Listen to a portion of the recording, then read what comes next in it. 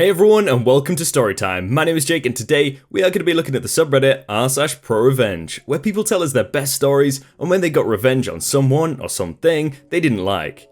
If you're new around here, please do hit subscribe down below so that you never miss out on another video. But for now, let's sit back, relax and enjoy some pro-revenge stories. Pyramid scheme scammer ends up paying in the end. About 6 or 7 years ago, I was trying to enlist into the military. I ended up not joining, but that's a story for another time. At this point, I was led to believe I was about 4 months away from leaving for boot camp. I was running out of savings and needing a part-time job for some spending cash while I waited around. So, I did what any enterprising 20-something would do, and searched Craigslist for jobs. I normally hated sales jobs, especially those based on commissions, but I figured it would be a great way to earn some extra cash in the short term. Found a few job listings that looked promising, and put out some applications. A few days later, I received a call from David. He was opening a new store and needed associates. He liked my resume and asked if I'd be available for an interview on Friday morning. I was very upfront with him, and let him know that the distance was a bit more than I'd normally drive for a retail job, and asked what he was offering for an hourly rate to see if it was worth the drive. He told me that they were planning on offering an hourly rate in the mid-teens, along with commission. Seemed like an okay deal, so I agreed to be there Friday at 8 AM. Friday arrives as a cold, rainy day. I wear a nice shirt and a tie, and drive in heavy traffic to the address David provided. I knew the area from a previous job, and eventually found the strip mall I was looking for. However, I'm not seeing any signage for the company name that was listed. There is, however, one empty space with no signage and 2 people inside. Okay, maybe they haven't got the store set up yet. No big deal.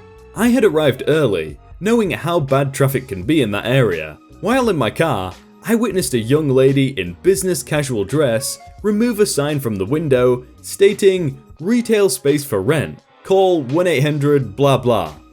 Okay, a little weird, but maybe it's the first day in the space.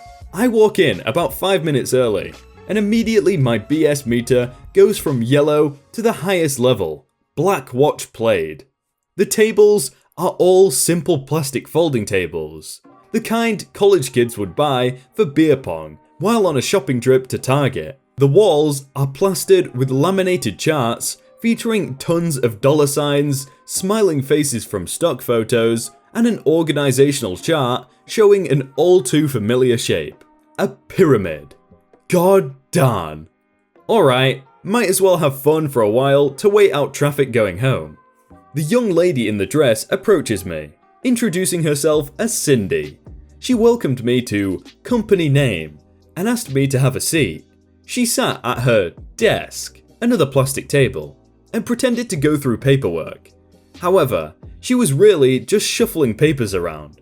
We get to chatting and I ask her how long she's worked for David. She said she's been his secretary for about 6 months and that I'm going to love it here. Eventually, a guy walks out of the back office. Early 30s, clean cut, wearing an ill-fitting suit from JCPenney's. As he is walking over, all smiles. Cindy says, "Oh, Dennis, our newest recruit is here." The guy stops in his tracks and gives her a cold stare. "It's David, Cindy, we've been over this." He turns back to me and gives me his brightest, hard to find good help these days, smile. David sits me down and welcomes me, saying they are going to start with a group interview and has me sit down in a circle of chairs. Eventually, more people come in and sit down. David gets up and begins to thank us all for coming. He tells us about an exciting new opportunity from Cutco. He pulls out a set of knives and explains how with his new company we can make as much money as we want, all while setting our own hours. He even pulls out a textbook saying how this company's revolutionary tactics have ever been featured in college textbooks. He opened to a page, his hand covering parts of it, making sure we can all see the words Cutco in large letters on the page. Sad to say, a lot of the other interviewees were very impressed by this. One pregnant girl seemed very excited that she could work around her pregnancy and upcoming birth. David was going on and on about how much money he's made and how hard workers will rise to the top quickly.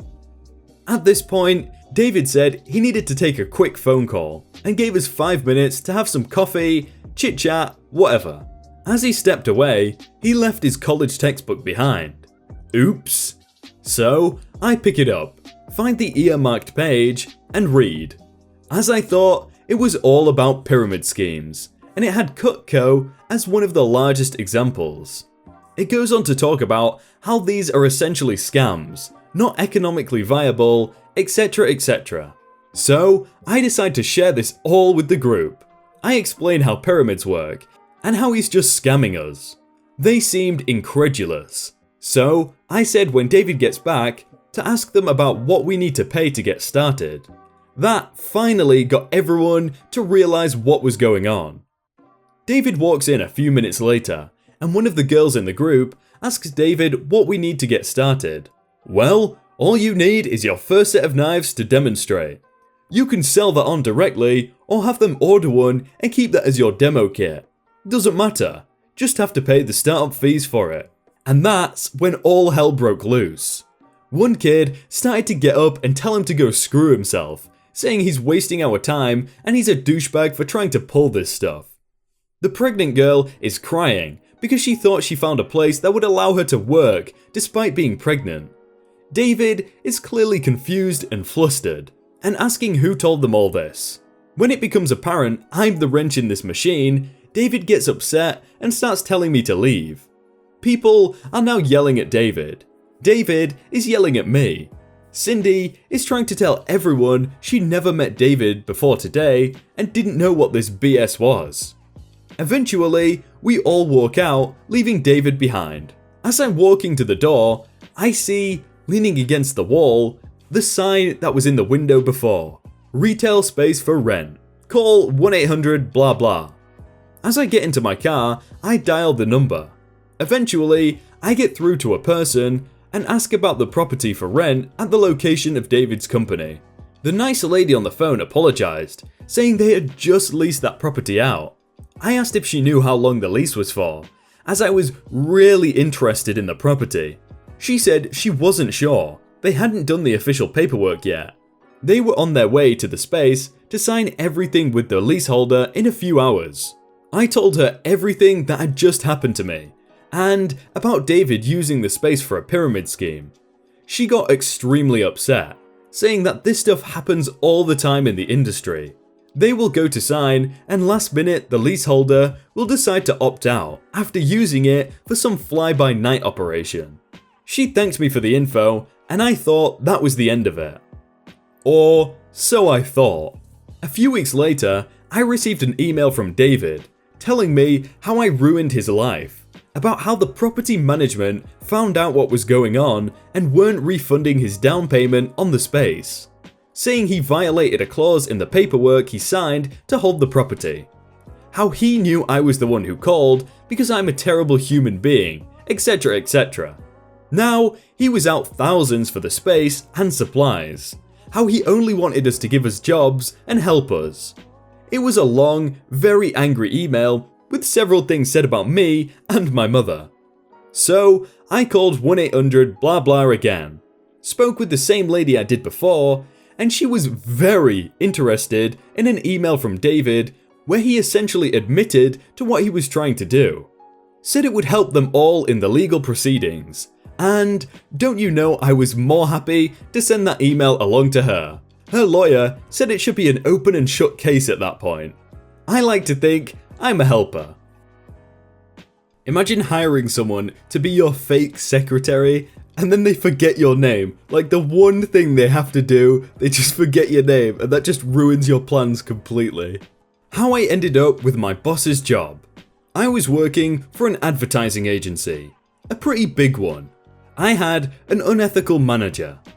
Well, when I started out, I had a manager who was one of the most unethical managers I've ever dealt with. He'd order his sales reps to do things that would increase his bonuses, which are based on margins. Example, say a client decided to buy product XYZ and their spend was $2,000 a month.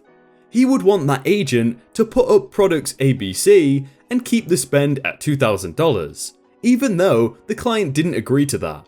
Fact is, the clients generally wouldn't notice, but if they did, it could cost you your job. I was the guy that refused his demands. He would tell me to cheat the client and I would refuse. He would get mad, I wouldn't care. This went on for quite a while. Now, there is something I don't tell people very often.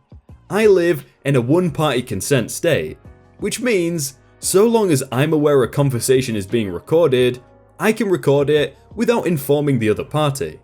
He had just upsold my largest client, making him even larger. But I didn't sell the products my boss wanted me to sell. He demanded I switch things around. I refused. I told him I sold the client XYZ, that's what we agreed to.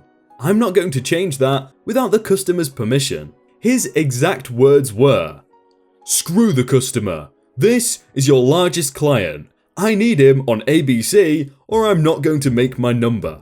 I'm sorry, but you and I both know that ABC isn't right for this client, and that's why he didn't buy it. You're fired. If you can't follow instructions, you're fired." After confirming he was dead serious, I said, "If you do that, I'll have your job by the end of the month." I went home, I didn't think he'd go through with it. But, sure as heck, next morning, I'm locked out of all our systems. I call tech support and get told I've been fired. So, who do I call? I call our regional vice president and tell him I have several recordings I think he should listen to. Remember, my boss ordering me to do unethical things wasn't uncommon. So, I meet up with my regional vice president and play 6 different recordings that I had saved showing my manager was pushing his agents to break the law. To which my RVP leaned back in his chair and let out a sigh, knowing he had to fire my manager. Having a sales manager that is forcing his reps to break the law is just bad business. At which point, I asked for my job back. He agreed that I would get my job back and asked me to take the week off and call him on Monday. He told me he'd talk to payroll and make sure I got paid for this week as well. FYI, he fulfilled all of his promises with me. Although, I missed a payday, but got back pay later, so I was fine with that. That Monday, I come into our Monday morning meeting, to which my RVP was there. He informed the entire team that my boss had been fired and why. He also mentioned that if anyone wanted to apply for his job, there was now an opening. So, I applied for it, and after 3 rounds of interview, got my promotion. Sure as heck, I was right. I did have my boss's job by the end of the month. It was glorious. The first day walking into his office and sitting in his nice big comfy chair.